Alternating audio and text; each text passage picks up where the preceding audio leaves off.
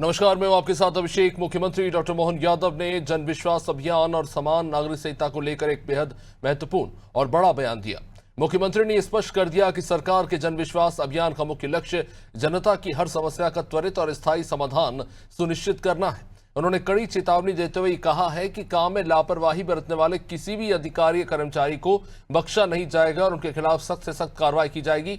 इसके अलावा मुख्यमंत्री ने यूसीसी पर बोलते हुए कहा कि एक विधान, एक निशान और एक प्रधान वाले देश में अलग अलग कानूनों की कोई आवश्यकता नहीं है।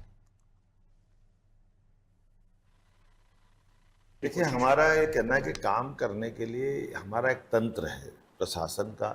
अच्छे काम को मैं प्रमोशन भी करता हूँ, भर्ती भी नए लोगों की कर रहे हैं, लेकिन अगर काम कर रहे हैं और ये बात प्रमाणित हो रही कि वो लापरवाही कर रहे हैं, तो लापरवाह पे सख्त एक्शन लेना ये प्रशासक का काम है। हमारे यहाँ एक समान कानून लागू करने की बात की, तो ये एक समान कानून लागू करने के लिए हमारी जनसंघ के ज़माने से भारतीय जनता पार्टी की पूर्ववर्ती जो पार्टी, तब से हमारी भावना थी कि जब एक देश, एक विधान, एक प्रधान, एक कानून की बात करते हैं, तो हमारे यहाँ ये हिंदू का कानून अलग, मुस्लिम का अलग, ये क्यों होना चाहिए।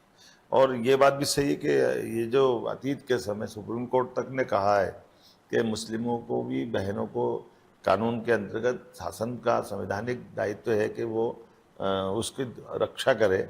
और माननीय मोदी जी ने खुद ने 3 तलाक के कानून को एक तरह से समाप्त करते हुए एक कानून की बात की। तो हमारे राज्य के अंदर यूसीसी लागू करने का अगर मौका आया, वैसे तो हमारे लिए मेजोरिटी थी, मैं वैसे चाहता तो विधानसभा से ही पारित करा लेता, लेकिन हमने कहा नहीं, हमारे लिए मोदी जी से चर्चा की, माननीय अमित जी से चर्चा की, उन्होंने कहा इसको नीचे तक ले जाओ, और हमने अपने इस विषय को नीचे तक ले गए। और हमने इस आधार पर लगभग 2.5 करोड़ से ज़्यादा SMS मोबाइल के माध्यम से दिए कि हम इस कानून को लागू करने वाले हैं। एक संवैधानिक कमेटी बनाई सुप्रीम कोर्ट की पूर्व न्यायाधीश के नेतृत्व में, और उस कमेटी के माध्यम से वो 55 जिलों के 10 संभाग में गई, 10 लाख से ज़्यादा सुझावों का संकलन किया, और उस सुझावों के संकलन के बलबूते पे जो निकल कर आया वो उन कट्टरपंथियों को जवाब भी है जो इसका विरोध कर रहे थे। 10 लाख में से 76% मुस्लिम महिलाओं ने इस कानून का समर्थन किया। डेटा विधानसभा में भी बताए और पेपरों में भी बताए, और उसकी प्रिंटेड रिपोर्ट दिखाएंगे जिसमें 76% महिलाओं ने समर्थन किया, 40% मुस्लिम पुरुषों ने समर्थन किया। तो फिर ये कौन लोग हैं जो विरोध? ये वो कट्टरपंथी लोग हैं जिनको वोट का खतरा, और कांग्रेस उसके पीछे है जो हिंदू मुस्लिम की राजनीति करती।